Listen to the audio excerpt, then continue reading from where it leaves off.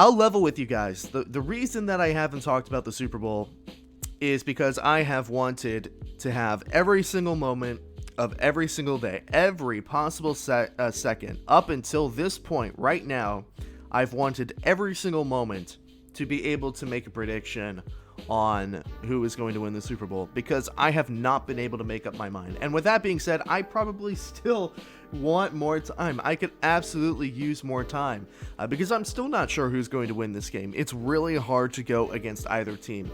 I really wish I had more time. I've been dreading making this pick and this decision because I go back and forth, as I've said. I will say this much, though. If the Chiefs win, this is definitively the moment where the torch is passed from Brady to Mahomes. That doesn't mean that Brady is necessarily finished. In fact, I think if he doesn't win, this run with the Buccaneers would have been enough to revitalize Brady for at least another 3 years, or at least until he wins the Super Bowl with the Buccaneers, whichever comes first. So, a lot of people say that the torch has already been passed to Mahomes. I think Mahomes needs to beat Brady tomorrow night in order for that torch to be officially passed.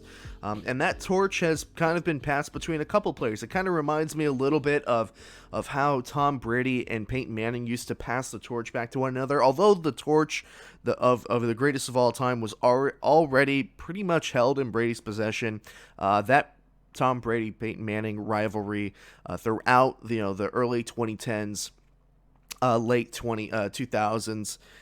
That was something to behold, in which Brady and Peyton both went back and forth. Pretty much whoever had home field advantage is who came out on top, and obviously Peyton came out on top in the last meeting in the 2015 playoffs, in which he won a Super Bowl. And then that torch was passed to Brady as Brady went on to win a couple of more. And now we come to a crossroads again where Mahomes potentially can be the next GOAT, the next person to carry the torch when it comes to all-time great quarterbacks, or a dominant quarterback in the league. Brady still has that torch. If Mahomes wins tomorrow night, that torch, I think, will be officially passed, even though that doesn't take anything away from Brady. I think what Brady has done this season, he has cemented his legacy as the greatest of all time without question, to be able to go from an organization in which he is literally the poster child of that organization.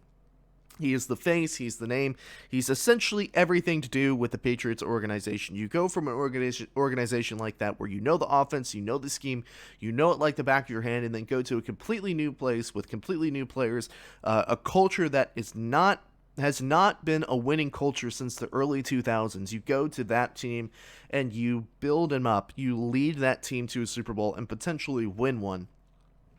There's no arguments anymore. There's no arguments anymore between who was the real defining person in New England. It has got to be Tom Brady, and that's not taking anything away from Bill Belichick, but you just see how good, plain and simple, Tom Brady is, how good of a leader he is, how good of a quarterback he is, and that legacy, I think, should be cemented by it will definitely be cemented by a Super Bowl win, but it was definitely very evident this season about the greatness of Tom Brady. There's the cliff theory that was really kind of disproven this season. He looked great. He had weapons. He was able to lead this team.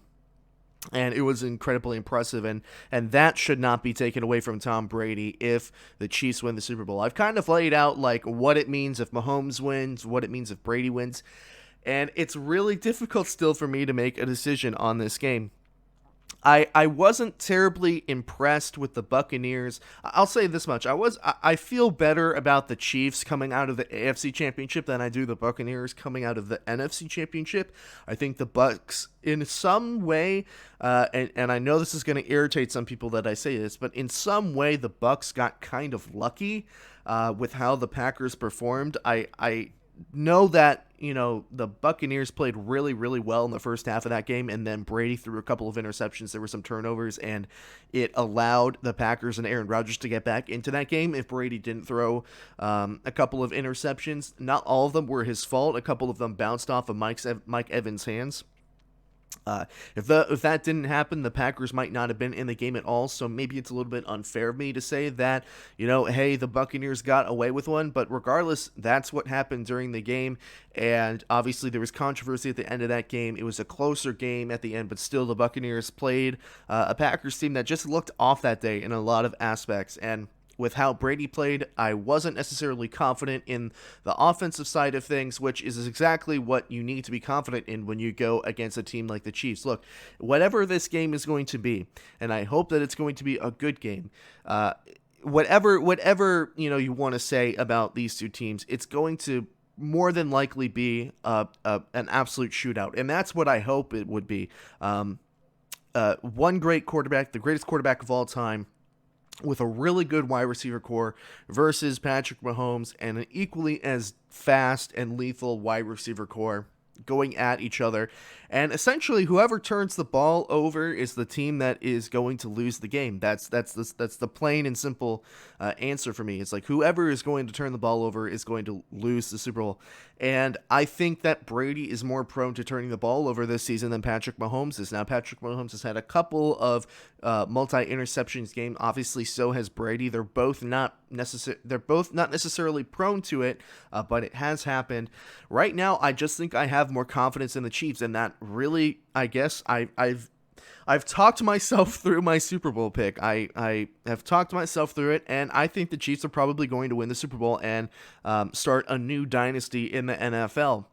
It's very difficult to repeat as Super Bowl champions. I think the Chiefs have as good of a chance as any team that has won the Super Bowl in the past, apart from maybe like the 2013-2014 Seattle Seahawks. Apart from a team like that, there hasn't really been a Super Bowl champion. Apart from, again, maybe the Seahawks or one of the Patriots teams. Hasn't been a team that has a good enough roster from year to year to be able to repeat as Super Bowl champions. I think the Chiefs are really, really good. I've bet against the Chiefs a couple of times, and I have come out scathed both times. I don't think I'll do it again. I think the Chiefs win the Super Bowl here by a score of 31-24. I think I'll call it a touchdown. I think Brady's going to have a chance to win the game, ball in his hands at the end of the game. He's going to have a touchdown. During the course of the game, he's going to make a couple of mistakes. I feel like he's going to throw an interception. There's going to be a fumble. There's going to be some turnover that the Chiefs get that allow them to kind of put their foot on the gas and take the lead and not look back. But what I'm really hoping for is that it ends up being a shootout, and maybe 31-24 is a smaller score, and it ends up being like in the 40s, where it's like 41-33 or something, a really high scoring game. That's what I'm hoping for, but I think realistically speaking, it's probably going to be more of a scoreline like 31-24 within a touchdown. Brady has the chance to win the game at the end. He'll need the touchdown. He won't be able to do it. Chiefs repeat. The torch is passed. And Brady gears up for another run with the Buccaneers next season. Now, I've already gave my opinion on the Buccaneers as a whole package earlier, a couple of shows ago, where I said the Buccaneers themselves are ahead of schedule. I didn't think that the Buccaneers were going to be in the Super Bowl at all this season. I thought that their Super Bowl season would actually be next season. So the fact that they're already here means that Tom Brady's magic is working wonders over there in Tampa Bay at Raymond James Stadium. And, that's another actually cool tidbit before we wrap up the segment. I mean, if the Buccaneers win the Super Bowl, though, I don't know if they'll be the first team to win on their home field during the Super Bowl, but it'll be the first team in, like, a long time. Definitely before the merger. I think the 1950s was the last time that's happened. So that will absolutely be cool to see. But let me know your guys' pick for the Super Bowl. It took me up until this very moment to be able to decide my pick. I literally had to talk myself through it to be able to get my Super Bowl pick. So let me know who you're taking in this game, Chiefs or Buccaneers.